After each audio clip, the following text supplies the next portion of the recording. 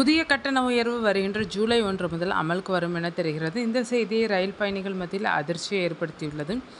ரயிலில் 2ஆம் வகுப்பில் 500 கிலோமீட்டர் வரையிலான தொலைவுக்கு டிக்கெட் கட்டண உயர்வில்லை. அதே நேரம் 500 கிலோமீட்டருக்கு மேல் பயணிப்போருக்கு டிக்கெட் உயர்வு இருக்கும். ஏசி அல்லாத எக்ஸ்பிரஸ் ரயில்களில் பயணம் செய்பவர்களுக்கு 500 கிலோமீட்டருக்கு மேலான பயணத்தில் 1 கிலோமீட்டருக்கு 1 பைசா என்ற விகிதத்தில் கணக்கிட்டு கட்டணம் உயர்த்தப்படுகிறது.